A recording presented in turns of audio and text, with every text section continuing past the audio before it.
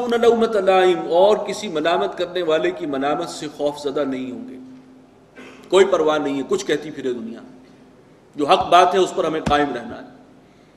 لیکن آج کل سب سے بڑا مسئلہ یہی ہے، دنیا کیا کہے گی، فلاں کیا کہیں گے، اگلے وقتوں کے ہیں یہ لوگ، انہیں کچھ نہ کہو، یہ اکبر نام لیتا ہے خدا کا اس زمانے میں، یہ آج دین و شریعت کی بات کرتے ہیں، یہ آج اللہ کے قوانین کی بات کرتے ہیں، رجم جیسی سزا کی بات کرتے ہیں، ہاتھ کاٹنے کی سزا کی بات کرتے ہیں۔ جو مرضی کہے دنیا، جائے بھاڑ میں، تمہیں حق پر اور اللہ کی شریعت پر قائم رہنا ہے، یہ رول ہے جو اللہ چاہتا ہے مسلمانوں کا۔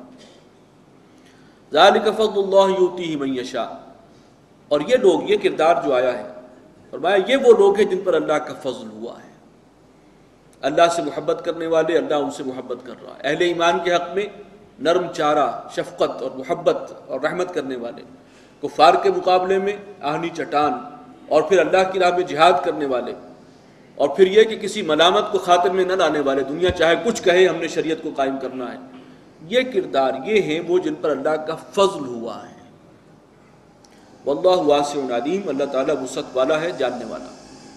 انما ولیکم اللہ ورسولہ، مسلمانوں سن لو، تمہارا دوست، تمہارے ولی تو بس اللہ ہیں، اس کے رسول ہیں، والذین آمنوا الذین یقیمون الصلاۃ ویؤتون الزکاۃ، اور وہ سچے اہل ایمان ہیں کہ جو نماز قائم رکھتے ہیں، زکوٰۃ ادا کرتے ہیں، وہم راکعون، اور وہ عاجزی اختیار کرنے والے ہیں، زکوٰۃ بھی دیتے ہیں تو عز و انکساری کے ساتھ۔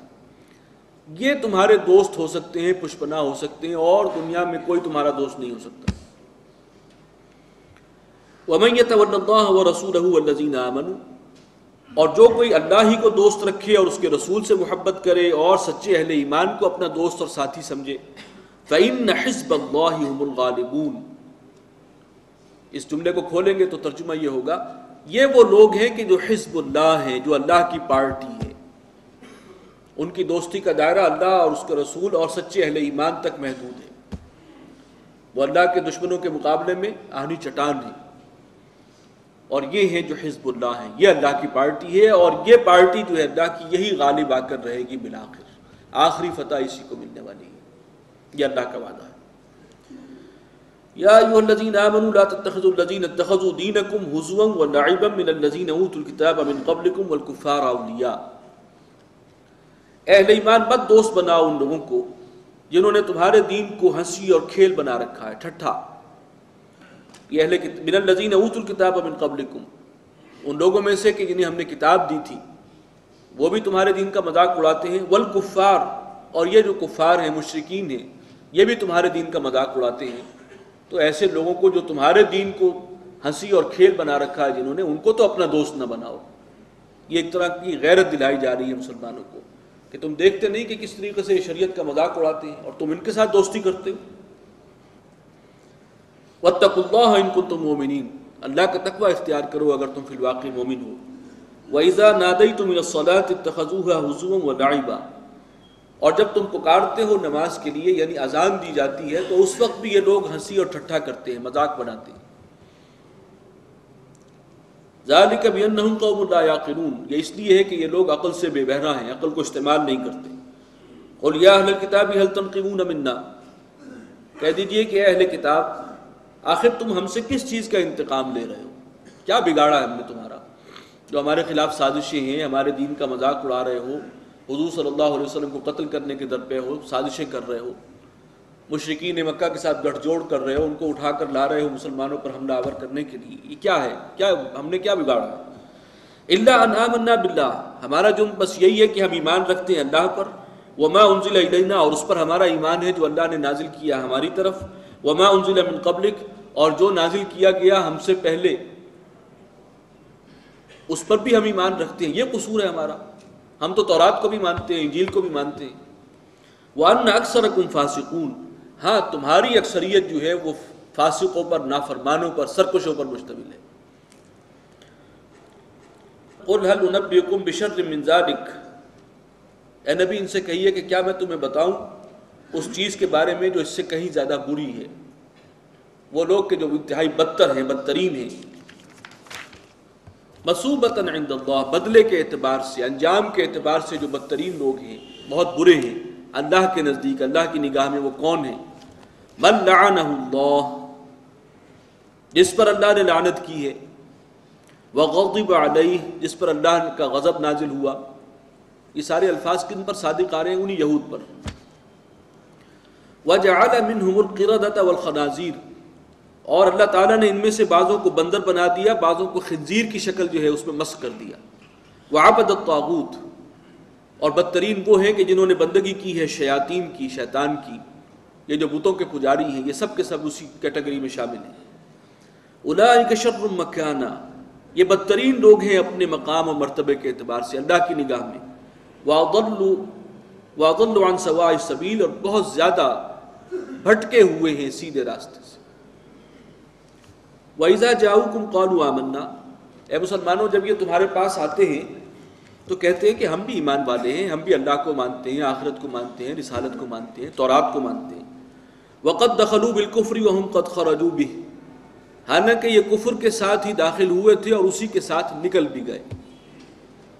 یعنی ان میں سے اگر کوئی ایمان لایا بھی ہے دکھانے کے لیے سازش کے طور پر، تو سورہ آل عمران میں ہم پڑھ چکے ہیں کہ سازش کے طور پر یہودی کچھ ایمان لائے تھے، پہلے سے طے کر کے آئے تھے کہ ہم ایمان کا، اسلام کا لبادہ اوڑھ لیں گے اور شام کو مرتد ہو جائیں گے تاکہ اسلام کی ساکھ ختم ہو جائے. تو یہ تو ایمان کے ساتھ داخل ہوئے ہی نہیں، کفر کے ساتھ ہی آئے تھے، کفر کے ساتھ ہی نکل گئے. واللہ اعلم بما كانوا یکتمون، اللہ خوب جانتا ہے جو کچھ یہ چھپا رہے ہیں. یہ سازش کیوں انہوں نے کی تھی؟ اسلام کی ساکھ کو خراب کرنے کے لیے. مسلمانوں کی ساکھ جو ہے جو بن گئی تھی کہ کوئی شخص ایمان لے آئے تو واپس نہیں پھرتا، اسے جو ہے تہوبالا کرنے کے لیے یہ ساری سازش تھی. وَتَرَى كَثِيرًا مِّنْهُمْ يُسَارِعُونَ فِي الْإِثْمِ وَالْعُدْوَانِ، اور تم دیکھو کہ ان میں سے اکثر کو کہ وہ پیچھے دوڑتے ہیں، لپکتے ہیں گناہوں کے کاموں کی طرف اور ظلم اور زیادتی کے کاموں میں زیادہ مگن ہیں. وَأَكْلِهِمُ السُّحْتِ، اور یہ حرام کھانے میں بڑے مستعد ہیں، بہت لذت لے کر حرام کھاتے ہیں. لَبِئْسَ مَا كَانُوا يَعْمَلُونَ، بہت ہی برے کام ہیں جو یہ کرتے ہیں.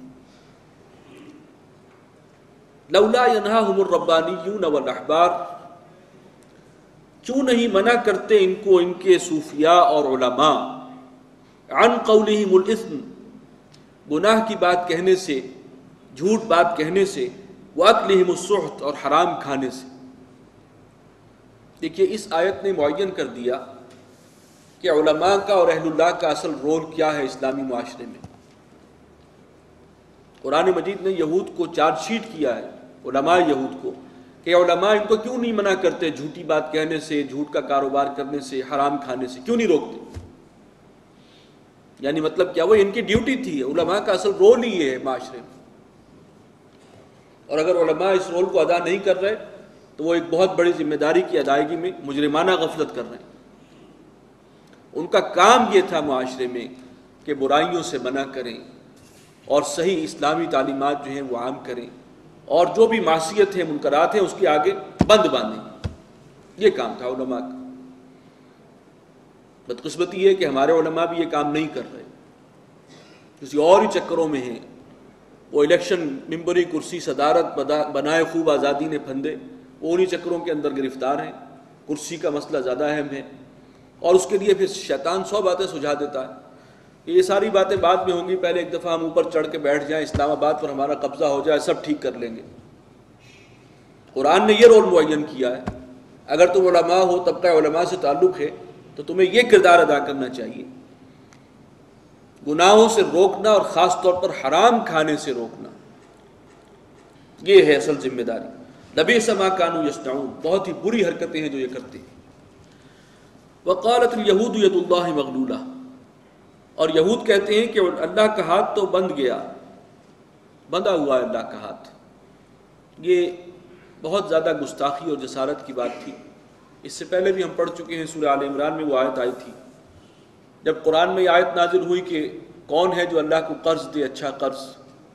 تو اس پہ انہوں نے جو مذاق اڑایا، انہوں نے کہا کہ ان اللہ فقیر ونحن اغنیاء، یوں لگتا ہے کہ اللہ تعالیٰ محتاج ہے اور ہم غنی ہیں، وہ ہم سے مانگ رہا ہے.